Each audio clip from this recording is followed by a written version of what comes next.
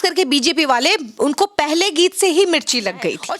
सच कड़वा होता है और सच सुनने से वह मिर्ची लगती है भाजपा को, तो ये मिर्ची लगी। और ये मिर्ची लगने का ही नतीजा है कि जो आज नेहा राठौर और नेहा राठौर के जो पति हैं वो स्ट्रगल कर रहे हैं। नोटिस थमा करके नहीं डरी नेहा राठौर, तो फिर पति के ऊपर प्रहार किया गया, उनके काम, उनकी नौकरी पर प्रहार किया गया, ताकि पूरा परिवार पूरी तरीके से बिखर जाए। एक डर का माहौल बनाने की कोशिश की गई है। सवाल किस तरीके के हैं, बड़े इंटरेस्टिंग सवाल है कि क्या ये गीत आपके द्वारा लिखा गया है, यानी आदमी खुद कबूल करे कि जी मेरे द्वारा लिखा गया है, कि हो सकता है कि उन्हें या उनके पति को जेल भी जाना पड़े। नमस्कार, आप देख रहे हैं डे स्टोर, मैं हूं आपके साथ नफीसा। लोक गायिका नेहा राठौर सिंह के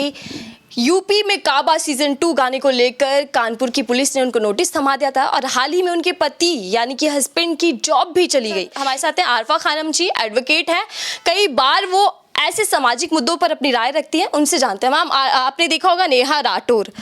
यूपी में काबा से फेमस हुई, खूब गाना उनका वायरल हुआ, सवाल बेरोजगारी को लेकर किया गया, यूपी प्रशासन जो व्यवस्था है उसको ऊपर उठाएगा और अब हाल ही में उनके घर पे नोटिस चला गया, तो कैसे देख रहे हैं इस पूरे मामले? देखिए, जब उनका पहला लोकगीत आया, तो पहले लोकगीत आने के बाद से ही जितने भी लोग हैं, खास करके बीजेपी वाले, उनको पहले गीत से ही मिर्ची लग गई थी।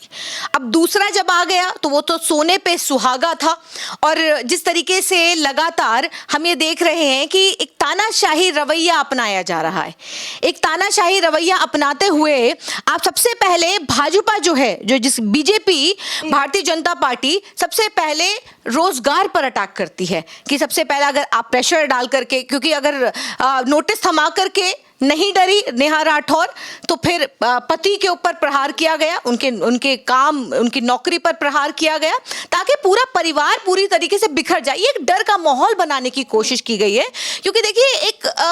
एक जो घर होता है, घर का मुखिया होता है, मुखिया का कोई कारोबार होता है, आप अक्सर देखिएगा कि ये भाजपा जो है, भाजपा किस तरीके से काम करती है कि सबसे पहले वो मुखिया पर अटैक करती है और मुखिया के काम कारोबार को खत्म करने के बाद फिर वो बाकी और सिलसिले तरीके से और चीजों पर अटैक करना शुरू करती है। हमने देखा कि देखिए, जिस तरीके से अगर आप इनके खिलाफ बोलेंगे, सत्ता से सवाल करने वाले लोग सत्ता के जब गोद में जाकर के बैठ जाएंगे, तो फिर सवाल कौन करेगा? किसी भी माध्यम से अगर आप आवाज उठाते हैं भाजपा के खिलाफ, सरकार, इस तानाशाह सरकार के खिलाफ, तो हालात ये हैं कि आपके ऊपर किसी ना किसी तरीके से अटैक होना लाजमी है, चाहे ईडी के माध्यम से हो, तमाम जो एजेंसियां हैं, ईडी, सीबीआई लगा करके आपके घरों के ऊपर छापे, अगर इंस्टीट्यूशंस हैं, अगर कहीं पर भी कोई भी अगर इनका विरोध करता है, तो पूरी तरीके से उसको तबाह बर्बाद खत्म करने की कोशिश कर दी जाती है।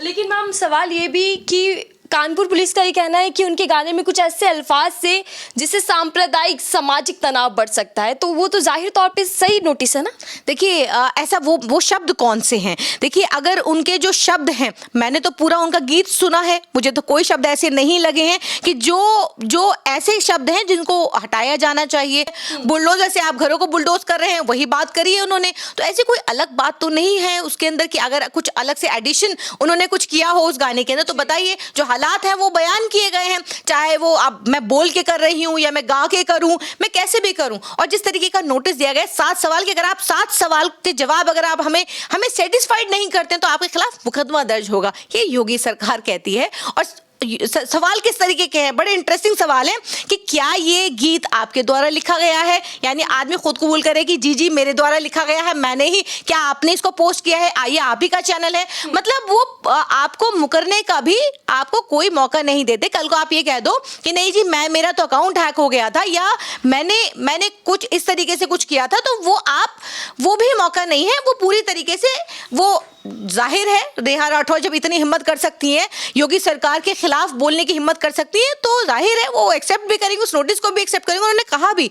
मैं सलाम करती हूँ ऐसे लोगों को जो दिलेरी के साथ इस तानाशाह सरकार से डरने की बजाय वो ये कहते हैं हाँ मैं डरने वाली नहीं हूँ, हाँ मैंने पोस्ट किया है, मैंने ये गीत लिखा है और ये मेरे द्वारा लिखा गया है। तो उन्होंने कहा कि चाहे आगे जो भी अंजाम हो इसका, मैं भुगतने के लिए तैयार हूँ। तो आप हर तरीके से आप ये देखिए कि अगर आप इस सरकार से अगर आप टक्कर लेंगे तो आपका हश्र कुछ भी हो सकता है, क्योंकि ये सरकार तानाशाह है। लेकिन मैम अगर हम नेहा राठौर के गीत की बात करें तो ना तो उसमें रंग रूप को लेकर बात की गई, ना धर्म के नाम पर कोई गीत लिखा गया और ना ही कोई प्यार मोहब्बत की बात। वो तो सीधा सवाल दाग रहे हैं बेरोजगारी को लेकर, महंगाई को लेकर, और जो अपराध बढ़ रहे हैं या फिर जो नीतियां सरकार अपना रही है कहीं ना कहीं एक वर्ग को खामोश करने की, तो उसमें गलत क्या था? क्यों हम जो कार्यवाही इस वक्त नेहा पर की जा रही है वो कितनी सही है?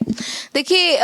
जाहिर सी बात है जब सरकार तानाशाही रवैया अपनाना शुरू कर दे, क्योंकि आज देश के अंदर और तमाम मुद्दे हैं, और अगर आप बेरोजगारी की बात करती हैं, अगर आप महंगाई की बात करती हैं, या आप और मुद्दों की बात करती हैं, हमारे यहाँ पहले सो कॉल्ड ह्यूमन राइट्स हुआ करता था, लेकिन आज कोई ह्यूमन राइट्स की कोई बात नहीं है, कोई माइनॉरिटी कमीशन की कोई बात नहीं है। आप अगर ह्यूमन राइट्स को लेकर के अगर आप कहीं चले जाएं, आप कोई कंप्लेंट डालें तो सालों साल यूं चलती रहती है, कोई उसके ऊपर कोई कार्यवाही नहीं होती है। कहीं भी आप चले जाएं, आज के वक्त में जो हालात बन गए हैं, इस मोदी सरकार ने जो हालात बना दिए हैं कि हिंदू मुसलमान जो पहले मिलजुल करके रहते थे, जो भाईचारा आपस में था, 2014 के बाद आपने देखा कि खत्म होता हुआ नजर आया है। एक तरफ मोदी जी ये तो कहते हैं, 2016-17 का उनका ये तो बयान है कि नहीं, हमें गौ रक्षा के नाम पर हमें किसी की हत्या नहीं करनी, हमें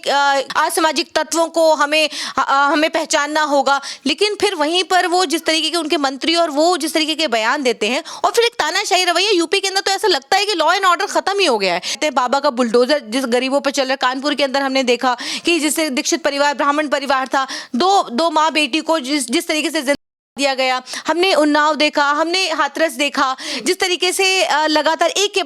बाद एक घटना हो रही है, सिर्फ एक इसको रूप दिया जा रहा है। अगर जुनैद और नासिर के साथ कुछ ऐसा होता है तो हमें लगता है कि सिर्फ एक समुदाय के साथ ऐसा हो रहा है, लेकिन अगर आप अपने आसपास देखेंगे तो आपको लगेगा कि ये सिर्फ अल्पसंख्यक के साथ नहीं हो रहा है, ये सबके साथ हो रहा है। महंगाई है तो सबके लिए है, बेरोजगारी है तो सबके लिए है, अगर कहीं हत्याएं हो रही हैं तो सबके लिए, रेप हो रहा है किसी बहन का तो वो सिर्फ मुसलमान बहनों का नहीं हो रहा है, वो हिंदू बहनों का भी हो रहा है, लेकिन उस पर कितनी कार्यवाही होती है, अदालतें कितना सुनती हैं उसको। अगर देश के अंदर कोई एजिटेशन हो रहा है, पहले कितने बड़े बड़े प्रोटेस्ट हुआ करते थे, लेकिन सरकार का इस तरीके का तानाशाह रवैया नहीं होता था किसी के लिए भी। लेकिन आज अगर आप प्रोटेस्ट कर लें तो आप सालों स्टूडेंट्स के ऊपर मुकदमा हो जाता है और वो सालों बाहर नहीं आते, कई साल हो जाते हैं उनकी बेल हुए। तो हम तो ये लगातार देख रहे हैं, ये सिर्फ रवैया तानाशाही रवैया, और ये तानाशाही रवैया अपनाते हुए ये सरकार पूरी तरीके से इस लोकतंत्र को खत्म करने की कोशिश कर रही है। जी, हम देख रहे हैं कि जब पहले गाना आता है यूपी में काबा सीजन 2 की भी बात करें तो कई मंत्री नेता सामने आए, यहाँ तक कि कवित्री भी सामने आई जिन्होंने जवाब दिया कि यूपी में सब यूपी के अंदर विकास है, यूपी के अंदर बाबा बुलडोजर राज भी है। देखिए,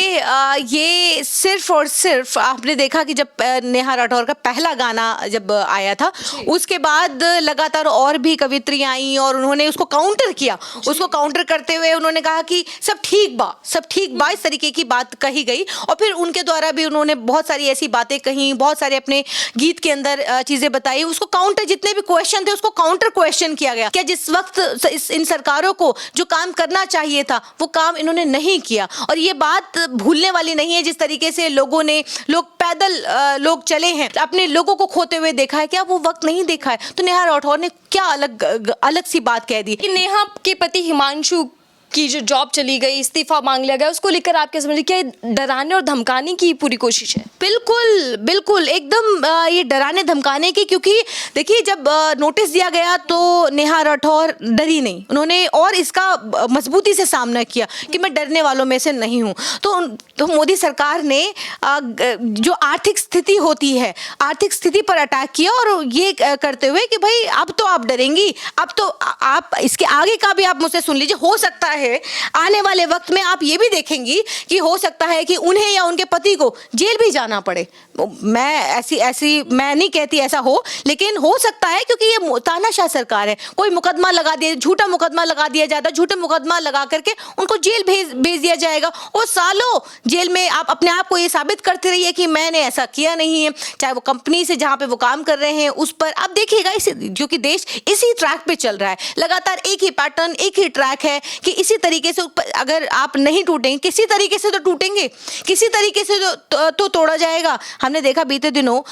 जिस तरीके से तमाम बहनें न्याय की मांग कर रही थी, तो परिवार पर अलग अलग आरोप लगा करके उनको जेलों के अंदर ठूस दिया गया ताकि आप बोले ही ना। नरसिंहानंद हमें याद है, हम नरसिंहानंद नहीं भूले हैं हम, और जो जिनके लिए तिरंगा यात्राएं निकाली जाती हैं, जिनके लिए महापंचायतें करी जाती हैं, हम वो नहीं भूले हैं। तो नेहा राठौर और उनके पति जो आज जिस तरीके के हालात का सामना कर रहे हैं, तो देखिए सच बोलने वाले किसी भी व्यक्ति को इस तरीके का, क्योंकि देखिए सच जो है चाहे आप उसको कितना दबा लें, कितना आप उसको सप्रेस कर लें, लेकिन देखिए ये एक ना एक दिन सामने जरूर आता है। और ये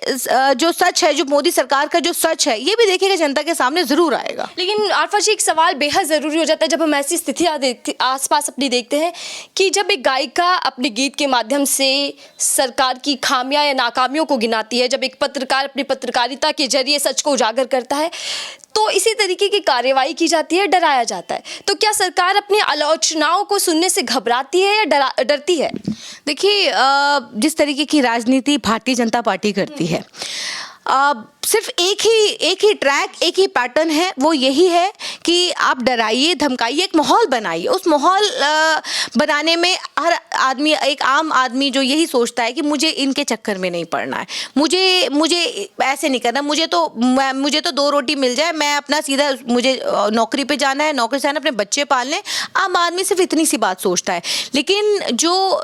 इन सरकारों की नीतियों को समझता है, इनकी कुरीतियों को समझता है, वो विरोध करता है। क्योंकि जाहिर सी बात है, हम सिर्फ, ये मेरी बात नहीं है, मेरी आने वाली नस्लों की भी बात है, मेरे फ्यूचर की भी बात है। तो क्यों नहीं मेरे बच्चे को शिक्षा मिलनी चाहिए, रोजगार मिलना चाहिए, नौकरियां मिलनी चाहिए, क्यों नहीं मैं लड़ूंगी? और मैं नहीं लड़ूंगी तो कौन लड़ेगा? कल को आज आपने देश को पूरी तरीके से बेच दिया, आज आपने अडानी और अंबानी के हाथों देश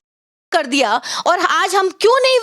अब भी हम विरोध नहीं करेंगे, अब भी नहीं जागेंगे? मैं तमाम लोगों से ये कहना चाहती हूँ कि ऐसे लोग जो कम से कम आवाज उठाते हैं, नेहा राठौर हो या और कोई हो, आज रवीश कुमार जिस तरीके से सच को सामने लाने का काम करते हैं, आज तमाम मीडिया है, तमाम बड़े बड़े चैनल्स हैं, जिनको आप सिर्फ ये कह दीजिए, लोगों को ये कह दीजिए, उनको भी पता है, उनके साइड के लोगों को, जो कम्युनल वोटर है, उनको भी पता है कि हम गोदी मीडिया किसे कह रहे हैं, क्योंकि उन्हें पता है ये गोदी मीडिया है कौन। अगर ये गोदी मीडिया एक तरफ सिर्फ एक दलित और सिर्फ अल्पसंख्यक कहता है, तो उनको तो मालूम है कि हम गोदी मीडिया किसे कहते हैं। तो ये गोदी मीडिया जो है वो सच को सिर्फ और सिर्फ दबाने का, सिर्फ वो दिखाता है जिससे वो उनकी जो चापलूसी है, जो जिसके लिए वो करते हैं, तो वो सिर्फ और सिर्फ जो उनका एजेंडा होता है वो उसको सक्सेसफुल कर सके। इसीलिए ये जितने भी आप देखिए कि बड़े बड़े एजिटेशन होते हैं, नहीं दिखाया जाता, वो मुद्दा लाया जाता है, वो मुद्दा दिखाया जाता है जिससे मीडिया को फायदा हो। नेहा राठौर लगातार जिस तरीके से मुखर होकर के बोलती रही हैं, मुखर होकर के अपने गानों में सारे हालात को बयान करती हो, तो हालात हैं जो देश के जो हालात हैं, उन्होंने उसको सच को बयान किया है। और सच कड़वा होता है, और सच सुनने से वह मिर्ची लगती है भाजपा को, तो ये मिर्ची लगी, और ये मिर्ची लगने का ही नतीजा है कि जो आज नेहा राठौर के जो पति हैं वो स्ट्रगल कर रहे हैं, और ये सच बोलने वाले हर व्यक्ति को करना पड़ता है। बहुत बहुत धन्यवाद आरफा जी हमसे बातचीत करने के लिए।